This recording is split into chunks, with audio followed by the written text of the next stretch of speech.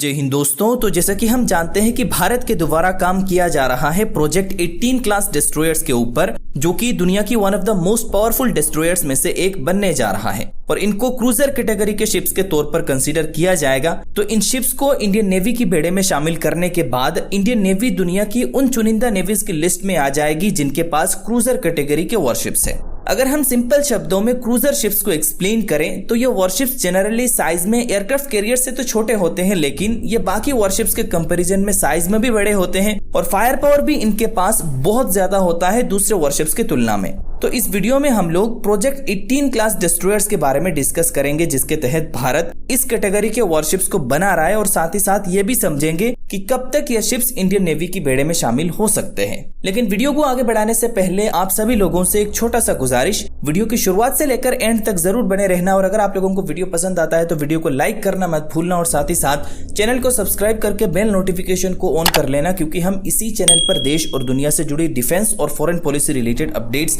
आसान भाषा में आप लोगों तक पहुंचाते रहेंगे। तो अब मेन टॉपिक पर आते हैं। तो जैसा कि हम जानते हैं कि अभी के समय भारत के द्वारा स्पेशली फोकस किया जा रहा है अपनी नेवी के मॉडर्नाइजेशन पर, क्योंकि समय के साथ साथ हमारे इकोनॉमी भी ग्रो कर रही है और हमारे जो मैक्सिमम ट्रेड्स हैं ये वाटर रूट्स के थ्रू ही होते हैं। तो समंदर में एक सेफ ट्रेड रूट को इंश्योर करना हमारे लिए बहुत ही ज्यादा जरूरी है और इसके लिए एक पावरफुल नेवी की आवश्यकता है। इसके अलावा इंडियन नेवी की जो मेन राइवल है यानी चाइनीज नेवी, ये भी लगातार अपनी कैपेबिलिटीज को इंक्रीज कर रही है और ये इंडियन ओशन रीजन में अपनी इन्फ्लुएंस को बढ़ाने की कोशिश कर रही है। तो इनको भी काउंटर करने के लिए हमारे पास एक स्ट्रॉन्ग नेवी का होना बेहद जरूरी है। इस समय इंडियन नेवी के पास जो सबसे ताकतवर वॉरशिप्स हैं वो है विशाखापट्टनम क्लास के डिस्ट्रॉयर्स। इस टाइप के 4 शिप्स को इंडियन नेवी में शामिल करने की प्लान किया गया था, जिनमें से 2 वॉरशिप्स आईएनएस विशाखापट्टनम और आईएनएस मुर्मुगांव इंडियन नेवी में ऑलरेडी कमीशन हो चुके हैं। इस कैटेगरी के तीसरी शिप आईएनएस इम्फाल की सी ट्रायल चल रहा है और इसको इस साल के अंत तक इंडियन नेवी में कमीशन कर दिया जाएगा और बाकी बचा एक शिप आईएनएस सूरत को नेक्स्ट ईयर के दिसंबर महीने तक इंडियन नेवी में शामिल कर लिया जाएगा। अगर हम ब्रीफली इनके स्पेसिफिकेशंस को देखें तो ये एक 7400 टन कैटेगरी के डिस्ट्रॉयर्स है, जिनमें 32 वर्टिकल लॉन्चिंग सिस्टम्स दिया गया है, जिनमें से ये ship Barak 8 surface to air missiles को फायर कर सकते हैं, जो कि लगभग 80 किलोमीटर की डिस्टेंस से दुश्मन के किसी भी एरियल टारगेट्स को निशाना बना सकता है।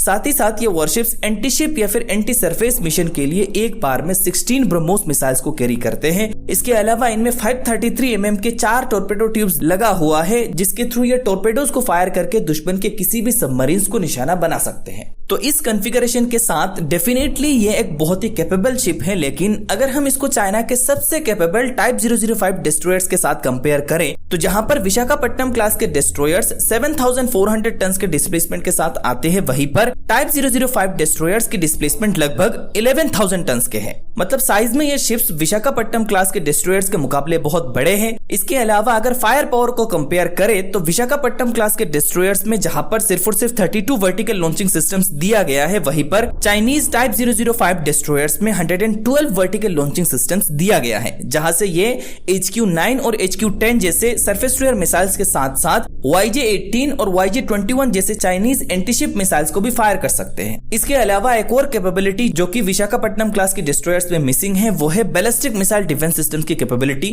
आजकल के हर एक मॉडर्न डिस्ट्रॉयर्स में एंटी बैलिस्टिक मिसाइल सिस्टम्स को लगाया जाता है, लेकिन विशाखापट्टनम क्लास के डिस्ट्रॉयर्स इस कैपेबिलिटी को भी लैक करते हैं। तो इन कमियों को फुलफिल करने के लिए भारत प्रोजेक्ट 18 क्लास के डिस्ट्रॉयर्स पर काम कर रहा है और इस वॉरशिप की जो डिजाइन है इसको इंडियन नेवी के वॉरशिप डिजाइनिंग ब्यूरो के द्वारा किया जा रहा है। ये शिप्स 14,000 टन डिस्प्लेसमेंट के साथ आएंगे, जिनको क्रूजर शिप्स की कैटेगरीज में रखा जाएगा और जिनमें लगभग 144 वर्टिकल लॉन्चिंग सिस्टम्स दिया जाएगा, जहां से ये Barak 8 surface to air missiles के साथ साथ ER-SAM को भी फायर करेगा, जो कि अराउंड 150 किलोमीटर दूर से दुश्मन की किसी भी एरियल टारगेट्स को निशाना बना सकता है। इसके अलावा ये शिप एंटी शिप या फिर एंटी सरफेस रोल के लिए ब्रह्मोस को भी कैरी करेगा और जब तक इन शिप्स की डेवलपमेंट कंप्लीट होगी तब तक अगर ब्रह्मोस 2 जो कि एक हाइपरसोनिक मिसाइल होने जा रहा है, इसकी डेवलपमेंट कंप्लीट हो जाता है तो ये शिप्स इन मिसाइल्स को भी फायर करने में सक्षम होंगे। साथ ही साथ इस वॉरशिप्स में हमारे एंटी बैलिस्टिक मिसाइल्स को भी इंटीग्रेट किया जाएगा, जिसके थ्रू ये शिप्स दुश्मन की तरफ से फायर की गई बैलिस्टिक मिसाइल्स को भी इंटरसेप्ट करने में सक्षम होंगे।